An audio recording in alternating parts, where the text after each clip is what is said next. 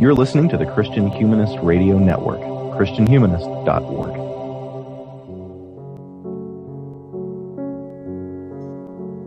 The book I expected to read would present all the ways in which human communities in the digital age are dealing with decentralized authority structures, how any given woman or man might jump on the internet either through a browser or a social media program or by some other means, and encounter half a dozen figures all competing for status as authorities on the question at hand, disagreeing with each other not on marginal matters, but on the most important, most central parts of the public policy or scientific finding or political tension at hand.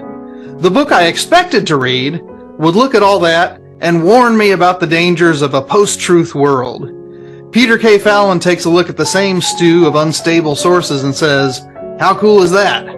His new book, Propaganda 2.1 from Cascade Books, draws from the rightly renowned examinations of Jacques Ellul, and then launches forward, never denying the dangers of citizenship in an internet context, but also looking at the genuinely good possibilities that emerge in that context.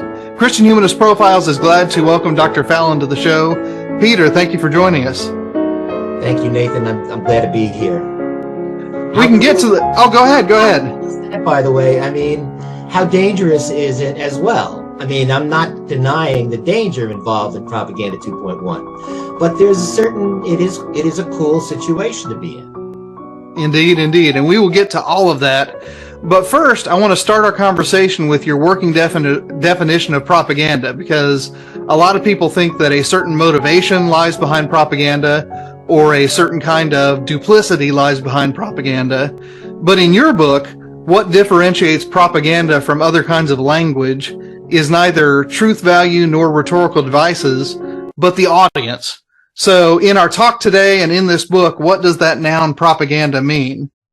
Well, it's complicated, and it may seem like an arbitrary choice I made to define propaganda in a particular way, but it's only because our commonly accepted definition of propaganda is too limited. Propaganda is often manipulation. Propaganda is often use of biased terms.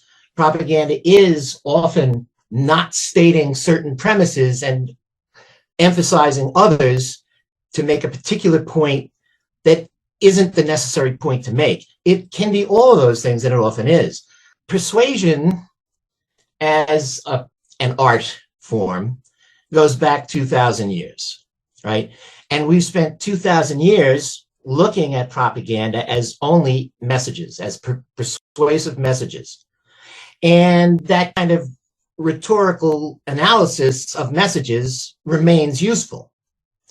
But if we limit ourselves to seeing only that, the use of baiting people and manipulating them and creating false arguments, then we're limiting ourselves. Propaganda, what I call Propaganda 2.0, Propaganda 1.0 is everything going back to Aristotle. And it remains with us. Propaganda 2.0 really began in the 15th century with the development of movable type printing and the creation of mass audiences. And it's not that an entire mass was persuaded, but that some chunk of the mass, Catholics, for instance, were persuaded that the other chunk of the mass, reformists in the church, were telling lies, were spreading heresies. And in the absence of any kind of certainty about who has the truth, all we're left with is finger pointing about you're telling propaganda, missing the point that all of a sudden it becomes possible to corral people, to gather them under a set of ideas at the level of the mass. Propaganda 2.1 is the deconstruction of Propaganda 2.0. It's the age we're in now, and the development of decentralized digital technologies that allow everybody or anybody to be a creator and disseminator of information, and sometimes on a very large scale. even on the scale of the mass.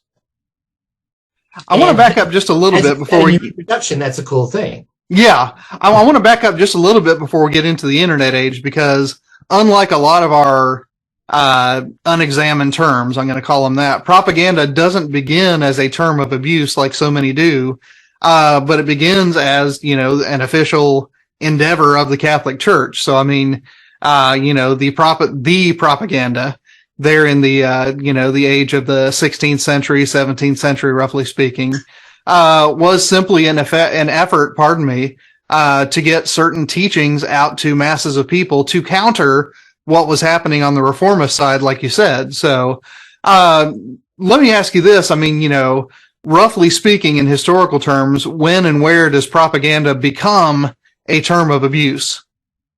I don't know. All right, that's all right. That's all right. I know that by the 18th century, people are using it as a term of abuse. I'm not exactly sure when it started, but when you've broken down the reality of God to two sides, and the two sides are incompatible, they're each going to start yelling propaganda at each other. I can't hear you anymore, by the way. Oh, no, that's all right. That's all right. I'm muted. Okay. Yeah, I guess the reason that I'm curious is that if it begins as a self-identification, but only later becomes, like you said, a term of abuse, it seems to me that any kind of mass communication, even if it doesn't begin as, let me put it this way.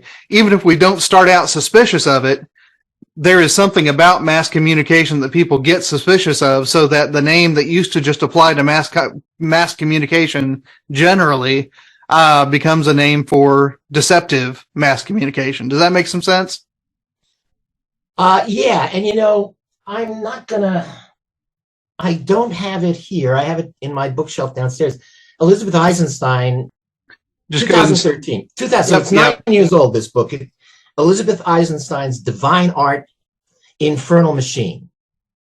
It's a wonderful read, even if you're not a history buff, but it talks about this kind of profound ambivalence that people had as soon as the printing press was established. Some people thought it was a gift from God, and other people thought it was, Satan had created it to roil the waters of the Christian conception of reality. Science was frowned upon by the church. We could list all of the late medieval and Renaissance and Enlightenment scientists and philosophers who ended up on the Index Librorum or worse. So, I mean, there's power in mass communication, and power always threatens established power. That makes perfect sense. Now, the book's second chapter, I'm going to leave for our readers to take in when they get a hold of a copy of your book, and listeners, you are going to go get a hold of the copy of this book. But I do want to give you a chance to highlight a point or two as you see fit. What are one or two important historical moments in the 19th and 20th centuries that are going to set up the examination that Jacques Ellul brings into our conversation? There are many, but in thinking about your question, the two probably most significant ones were the rise of the social sciences in the late 19th century, and including psychology and crowd psychology and mass psychology. And then in the 20th century, systems theories. And that's not an arbitrary choice. My field, which is known as media ecology, looks at the interaction between cultures and their systems of mass communication. Cultures not just as a mass, but as individuals within a culture. And how our tools shape our thinking and our behavior. And systems theories and media ecology mesh very, very well. So those are the two significant developments of the late 19th and early to mid 20th centuries. Yeah, and listeners, I do want you to know that when I was looking over my notes, preparing, the draft of the interview notes, I realized that I could probably talk for an hour and a half just on that second chapter, but we're not going to do that today. We're going to make it an hour-long podcast, and we're going to change to chapter 3 because it's a brief chapter, but in my view, it sets up some of the big concepts that make sense of the rest of the book. So one distinction that emerges in chapter 3, and one that I recognize from my own education, is this distinction between open systems and closed systems.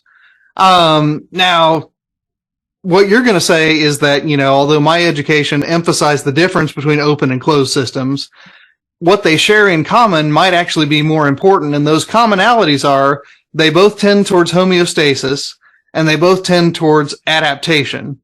Now, why are homeostasis and adaptation so important for studying propaganda? Because societies change, because people hold power, and people holding power are jealous of that power. But the people who are being controlled by those in power also have power if they realize that they do. And so something has to maintain stability, the homeostasis. And something has to be able to, at moments of what appear to be potential critical change, to shape that change in a particular way, like in the least bad way, or if you get lucky, in the most opportune way. This is central to systems. And when Norbert Wiener and other of the cyberneticists realized that every system, including human cultures and societies, must have a feedback system that lets those in control know when change is coming. And so then to direct that change, to govern that change in a way that the entire system doesn't collapse. Systems do collapse. But I think the whole idea of closed and open systems fits well when thinking about the idea of propaganda. And propaganda 2.0 was one of, and I'm speaking as though it's in the past tense, it's still with us, but some of its power has been diluted to a certain extent. But propaganda 2.0 was a system of maximum control. And by the way, there's 3 types of systems. There's closed systems, open systems, and then what they call isolated systems, which are very, very rare. And in fact, physicists can't find any evidence of them in nature. So it's more like a theoretical construct, except it's something like an insulated vessel with a tight-fitting lid is close to our idea of an isolated system, like a thermos, where neither matter nor energy can be exchanged with the external environment. I think propaganda 2.0 was something between a closed system and an isolated system, where the only thing that's moving is what was moving when it was put into the pot and the lid was put on it. No influences from outside, no energy from inside gets out. So that's why I think that that's a useful metaphor, and it is a metaphor. It is a metaphor, of course. Sure, it's a metaphor from the world of physics, right? And I want to add one more metaphor, and that is the precise technical definition that you present for the noun information. Usually when I think of information, I think of, data tables. I think of dictionary definitions. But in media ecology, information has a very precise idea behind it. What is that idea? Yeah. And it's, this didn't arise in media ecology, but again, from information theory. And there's not a simple answer to this question. And again, our common use of the term suggests that information is just what you're talking about, databases and data sets and things that we can look up things that are set there and we can find them. But in information theory, organized, patterned bits of data, again, you're organizing and you're closing your system. You're reinforcing the information. You're amplifying the information that already exists. But that ceases at some point to be information. If someone tells you something that you already know, it's not information. So you have to encounter something that's alien, that doesn't make sense to you, that looks like nonsense, and try to find the sense in it. Then you've got information. Gregory Bateson, the psychologist and, my God, the polymath, he was everything. He called his definition of information was a difference that makes a difference. When you can find a pattern in something that looks chaotic and nonsensical, you're onto something. That's an idea that you should think about. And the more that we just remain enclosed in this environment of familiar information, we don't learn anything new. Yeah, that much makes sense. That much makes sense. All right. So now that we got some of those terms in place, listeners, I'm just going to tell you that the 4th chapter of this book that really digs into the ideas of Jacques Ellul, it alone is worth the price of the book. I read Jacques Ellul's propaganda book years ago, and as I read, Peter's summary of it, and really his explanation of it, brought me back to some of those revolutionary ideas. But we are going to talk about a couple of these ideas here. First of all, just before we get to those ideas, who is Jacques Ellul? Does he come from the early days of information theory? Is he a social scientist? Is he a philosopher? Is he a theologian? Who is this person, and what leads him to write, what is, I would say, the seminal book on propaganda? It is, and Ellul is a fascinating character, brilliant. I think one of the most important unknown thinkers, largely unknown, of the 20th century. French, basically farm boy growing up, who was raised in his father. Ellul said was a Voltairean. His mother was Protestant, but not devout. He didn't go to church, and he spent part of his teenage years as an atheist and a Marxist. He read Marx. He devoured Marx, and at some point there was this transformation. I don't know that this had anything to do with the transformation, but he did not fight, but he assisted the French underground during World War II and the Nazi occupation of France. He helped people escape, is basically what he did. But it was after the war that he rediscovered his Christianity. He went on to become, and this surprised me, because in college and in graduate school, I had read the Technological Society and I had read the propaganda, and I thought he was a sociologist, and I thought that that's all he was. And then I discovered in the 1980s, just accidentally, I was in a wonderful bookstore at the time, the Barnes and Noble Annex on 18th Street in Manhattan.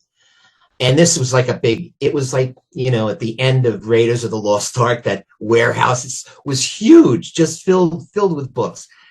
And I came across this book called, its early translation was called The Presence of the Kingdom. Its newer translation by Lisa Richmond is a wonderful book, Presence of the Modern World.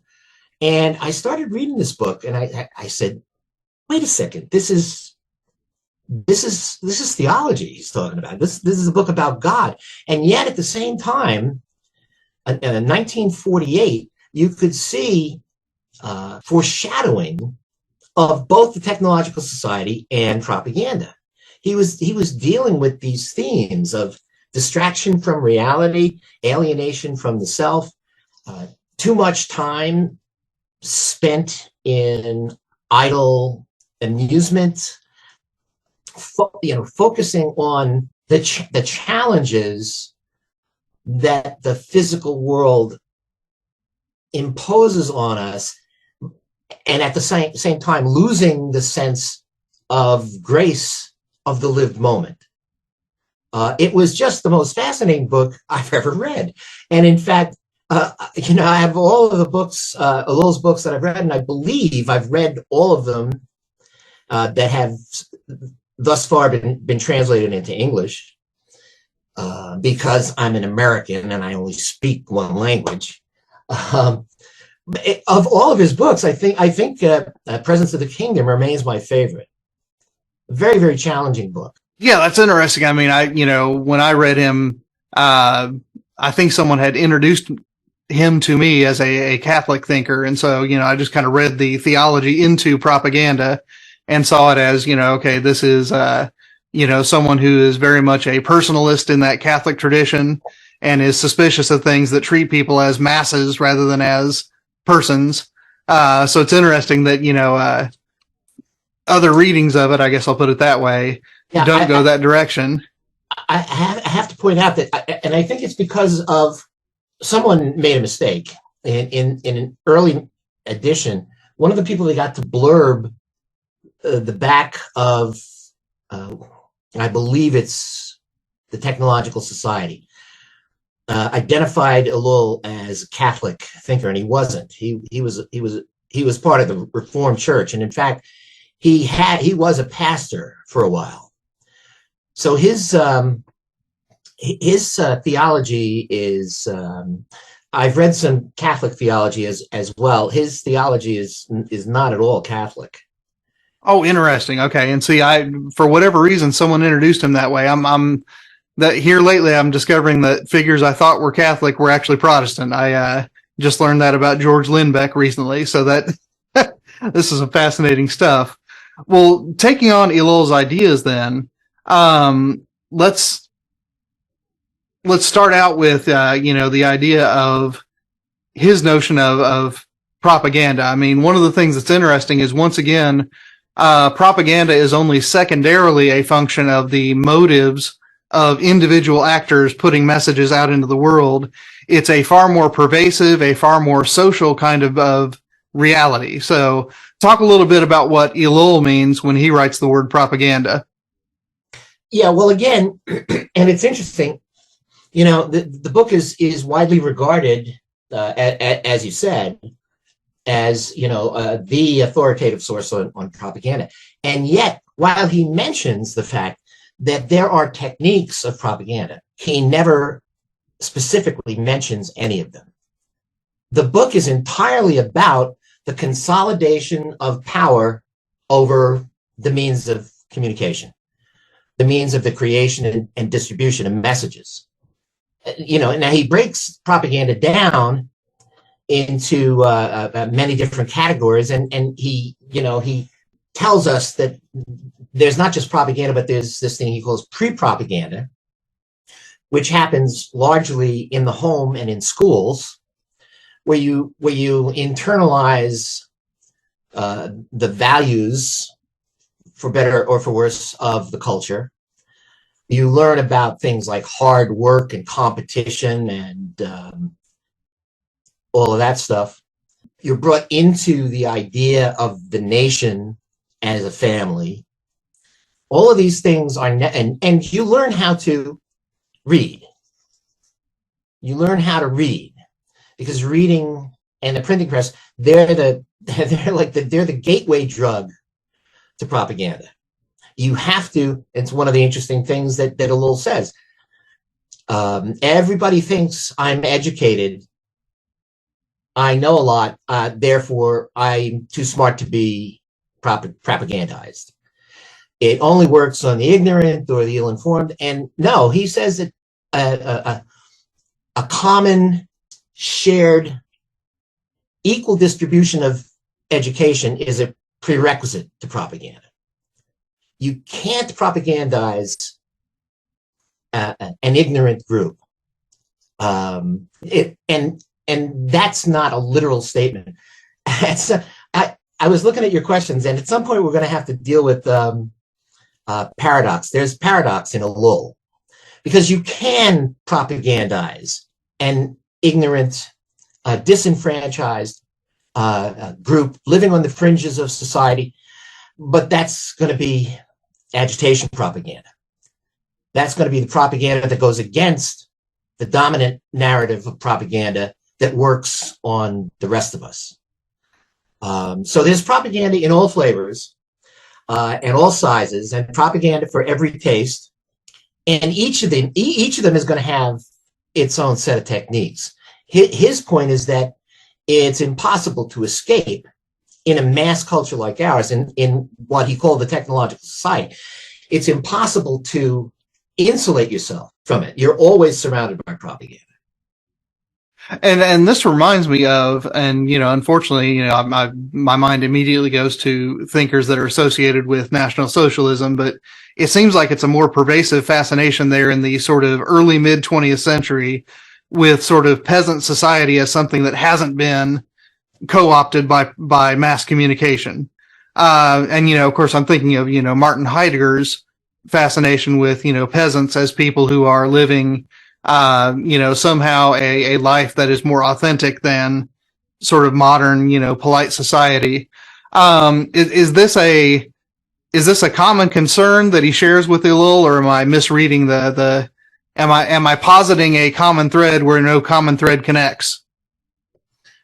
I'm going to try to answer your question. I just have a sense that I'm not going to answer your question, but I believe it was Isaiah Berlin wrote a book called about the 19th century. It was called The Age of Ideology. And ideologies were the offspring of print. The 19th century really was, and going into the 20th century, the age of nationalism and the age of Marxism, the age of capitalism, people started crystallizing around each of these ideas, and the ideologies were at war with one another. And propaganda was a tool to pit ideology against ideology. And as I said, and that's very much a propaganda 2.0 thing. But by the time we get to the 20th century, while that doesn't go away, we add to the newspaper cinema, telephone, telegraph. Newspapers are now connected. Local newspapers essentially cease to exist. They're now connected to the rest of the country and the rest of the world by telegraph. Newswire services appear. We start learning in Bar Harbor, Maine, about what's going on in San Francisco, California. As Thoreau said, whether we need to know or not, we're connected now. When you started in Maine, somehow I knew you were going to mention Thoreau. Yeah, of course.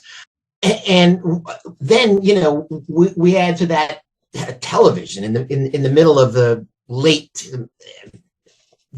part of the first half of the 20th century. And it's life starts to become no longer about ideology, but about attention. The power now is concerned with profit. The power now is concerned with attracting audiences. And the old ideologies don't disappear. They just become more or less irrelevant. They sink into the background. Interesting point. And by the way, and I think what we've been seeing since the turn of the millennium and the rise of these new digital technologies, we're seeing ideologies find a home and trying to create like an ideological renaissance. When I heard that Bernie Sanders, whose career I've followed since the 1980s, When I heard that Bernie Sanders was running for president, I laughed.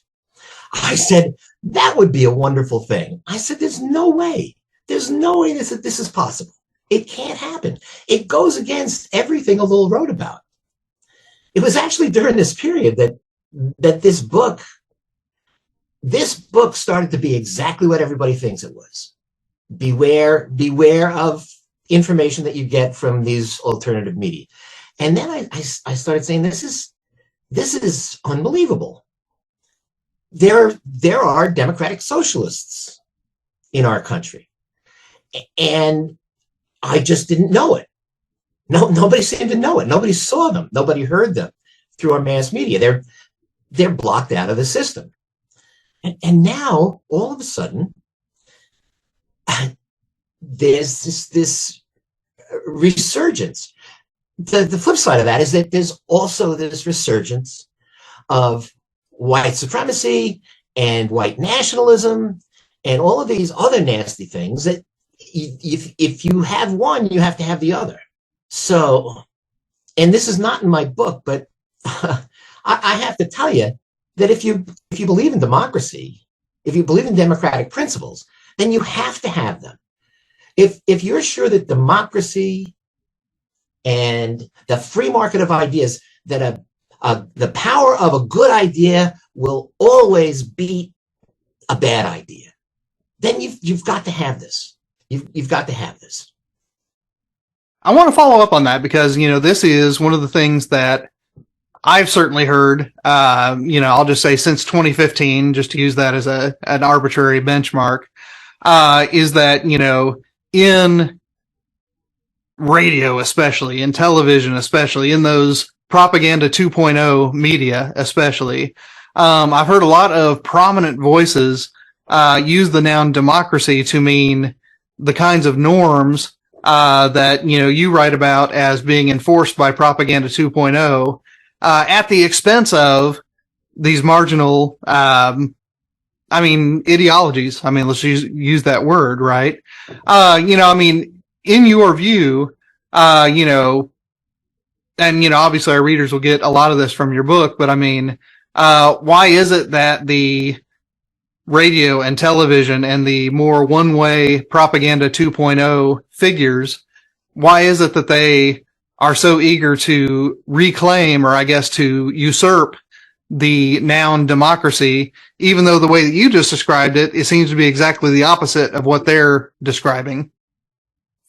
Because, and here now, I could go back to propaganda 1.0 and bring some rhetorical analysis into it. Because it's a symbol, like the American flag is a symbol. The word democracy is a symbol.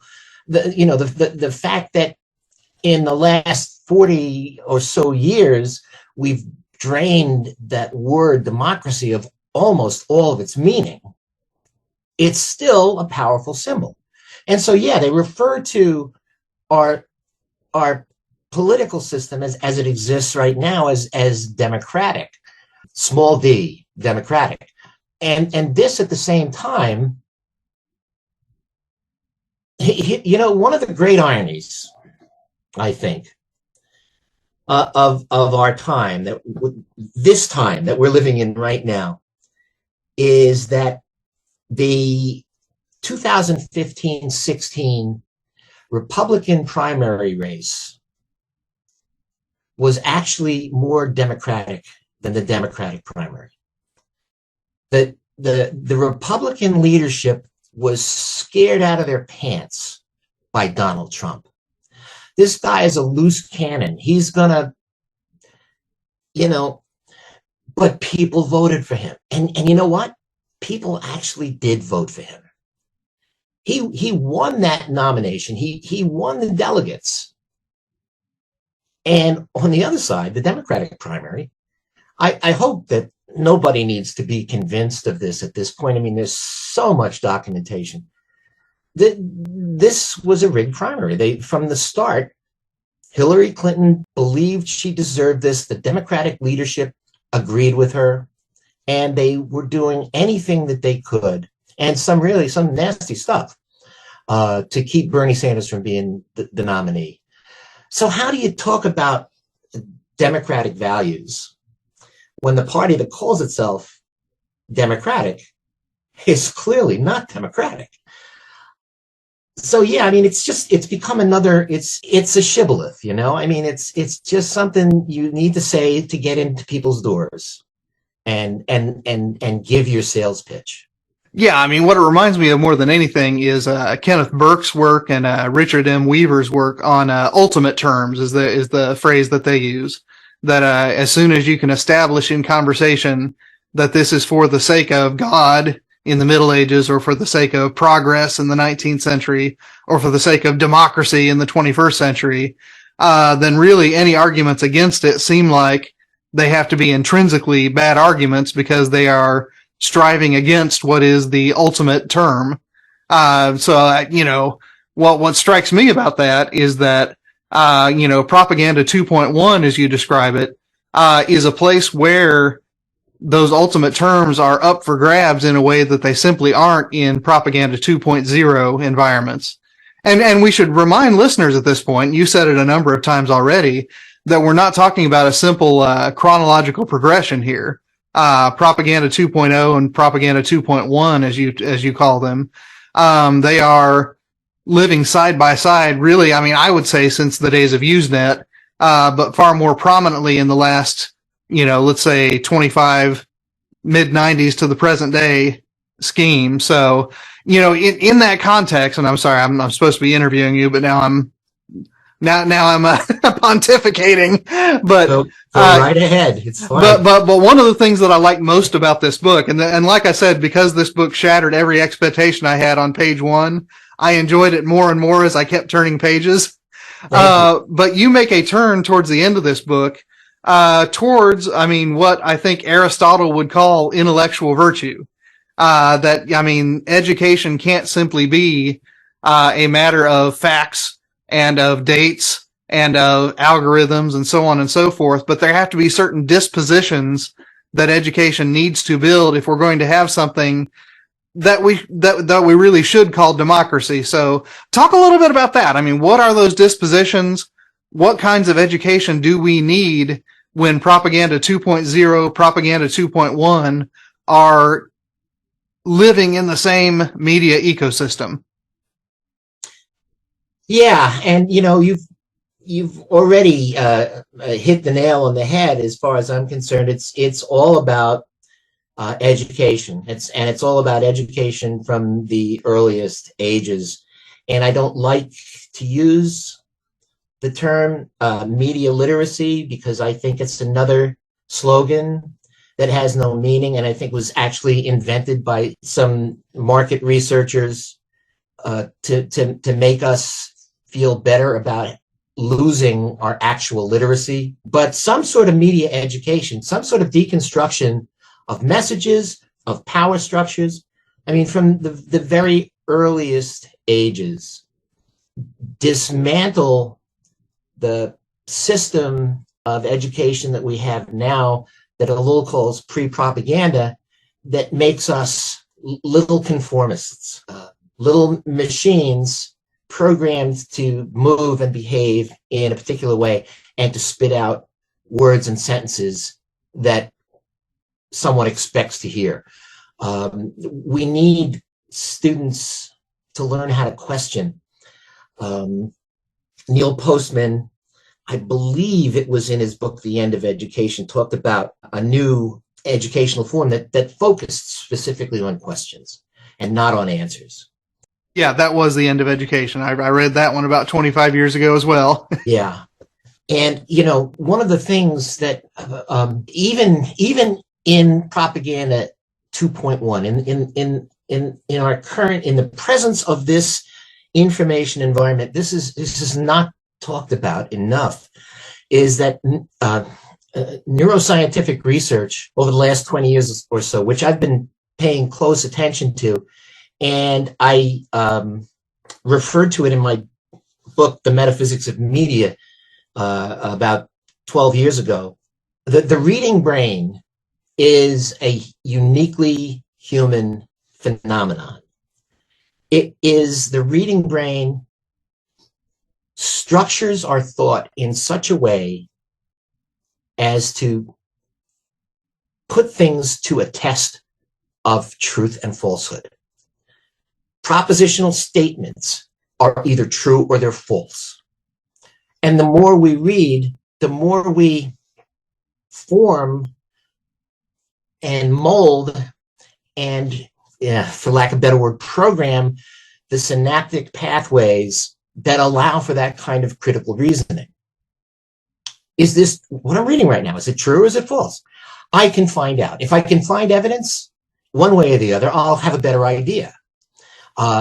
This is a reading brain. Human brains nurtured on images, and because it's in the nature of images to seem real, they appear to be what they appear to be, and you can question them, but not until you shift into a propositional mode of thought. Right. It has to be propositional commentary upon the image, not the image itself. Right. But we've got to wire our brains in the first place to be critical, to be skeptical, to be questioning people. And so, I think this has to start at the earliest ages. Students have to read, and it doesn't matter what they read.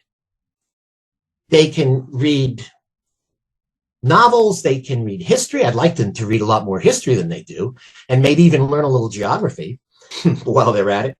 But reading, by its very nature, is gonna create and nurture these thought processes that allow us to be critical thinkers later.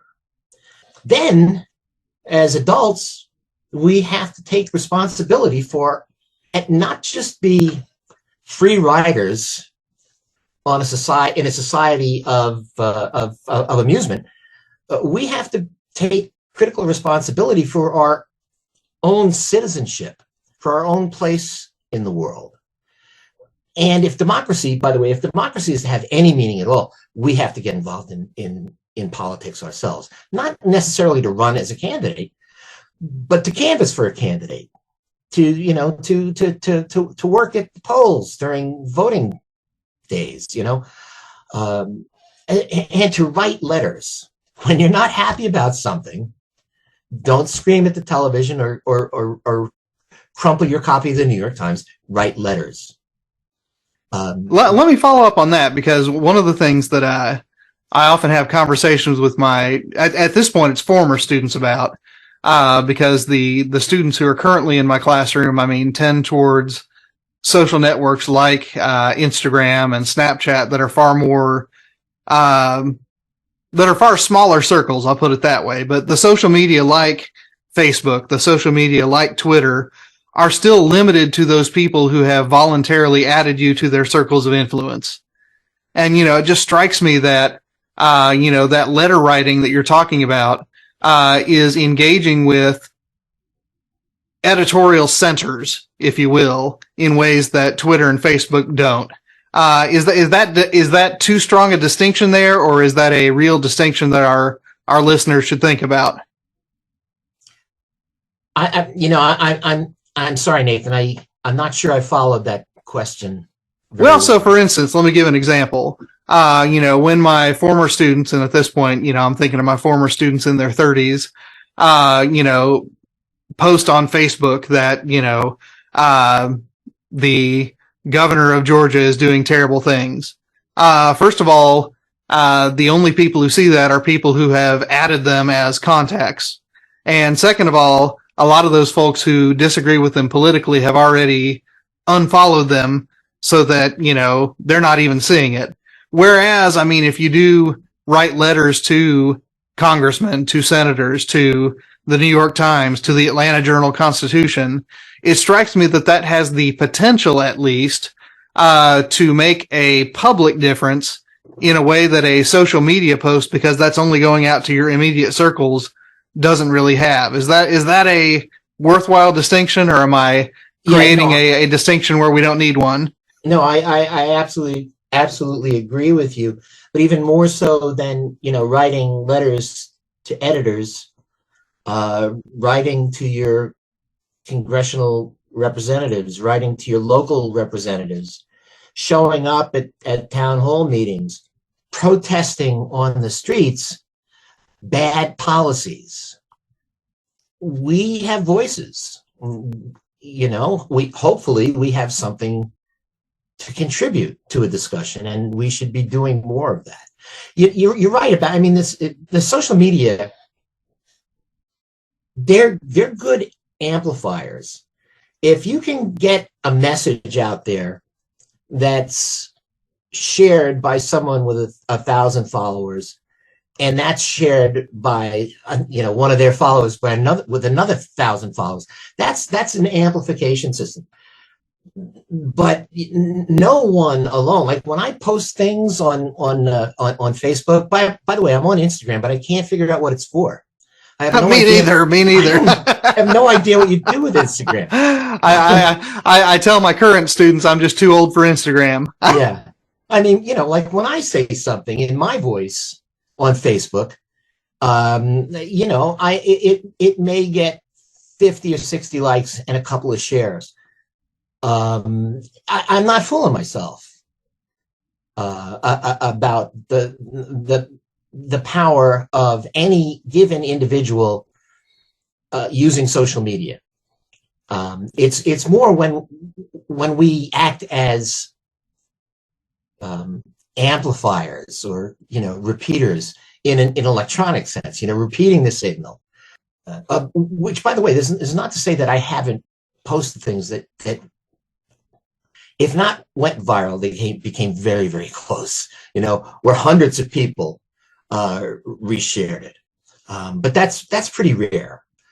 But yeah, if you write a letter to your senator or your congressional representative or the mayor of your village, somebody's going to read it. And hopefully the right people will read it. And if enough people do that, if enough people are griping to their representatives, we can hope for some kind of change. All right. Here at the end, I want to circle back to one of the distinctions that rides all the way through this book. And I think it's a good commentary on the conversation we just now had. One of the ideas that really stuck with me in this book is that propaganda, in the way that Jacques Ellul writes about it, in the way that you write about it, is a matter of means before it's a matter of ends. So whether someone is doing good things or bad things with it, it is still in that atmospheric, environmental sense, propaganda. When we're talking about the public life, the political life, when we're talking about life as citizens, why is that inversion of means and ends important? Well, in fairness, while I agree wholeheartedly, this is not my idea. This comes directly from Ellul. Proliferating means always results in the focus on the means rather than the ends of our actions. We do things more and more because we can do them.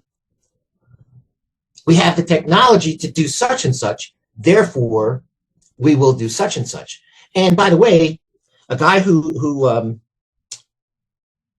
has a brief appearance in the book, but plays a big part in this whole process was Edward Bernays.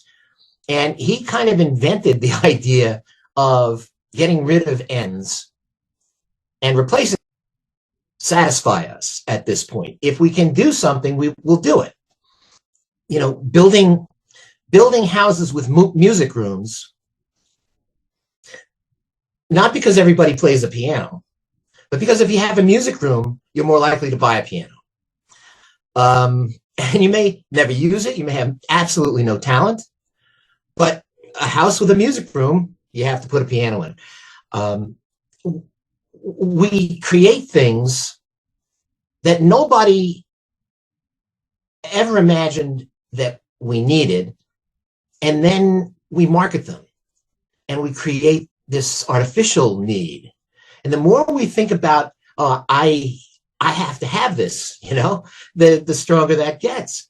So that's really where, and this is one of the more powerful consequences of propaganda 2.0, is that we, in a sense, we surrender part of our free will.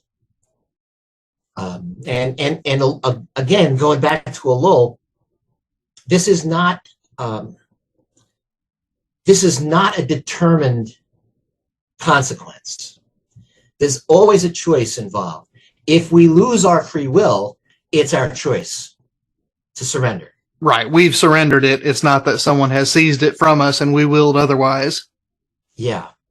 And it all really comes from, and this is the greatest danger of at least propaganda 2.0. It can be a danger of propaganda 2.1, but it's absolutely a danger of propaganda 2.0 is that we find shortcuts around critical thought.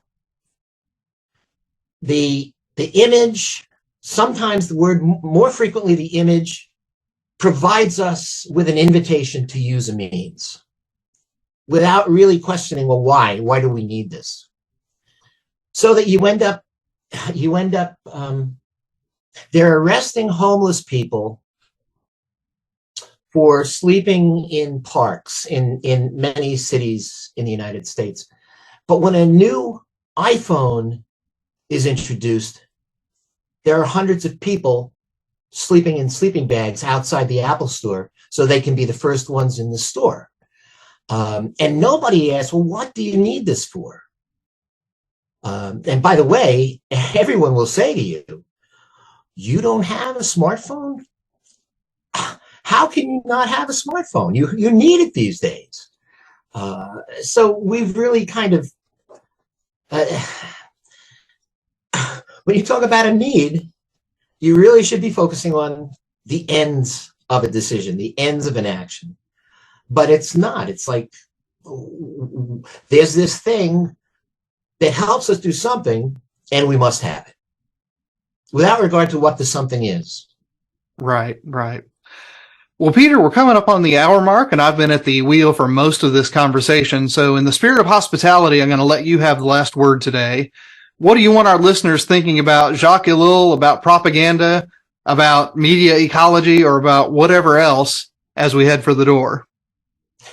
The whole point of propaganda, and we see it most distinctly pronounced in propaganda 2.0, is a kind of soft coercion. Power wants us to be in sync with their holding power. They want us to be in sync with the narrative that they are providing us. And many people, I would say the vast majority of people, go along with it and live their lives. Some of them may even have a very comfortable and happy death, but they're giving something up. They're giving something up, whether they know it or not. They're giving up a piece of their humanity. And propaganda 2.1 appears to us right now to be a very dangerous thing to many of us, especially as we focus on the threats. The story about the Chinese word for danger also means opportunity. I don't know, that story may be apocryphal. I have no idea. But, you know, we've got this sense that danger and opportunity go hand in hand. If we only focus on the dangers of scary messages and messages that offend us and messages that sound alien to our orientations, which was shaped by propaganda 2.0, then we're never going to see the opportunities that it gives us. Because, again, we do have power. We have power to act. If we're lucky and dedicated, we have power to change things. And so, you know, I think I wrote this book as kind of like a message of hope for people who want to see change, and not just change, but change for the better in our world, and first and foremost in the United States. And if future readers of this book can approach it in that spirit, I think that they will not walk away dissatisfied. Peter K. Fallon, thank you for coming on Christian Humanist Profiles. Thank you, Nathan, very much. I enjoyed it. Listeners, thank you for downloading and listening in. The book is Propaganda 2.1, Understanding Propaganda in the Digital Age, from Cascade Books. Christian Humanist Profiles is part of the Christian Humanist Radio Network. Our audio editor is Britt Stack, and I'm Nathan Gilmore saying go in grace, go in peace, serve the Lord.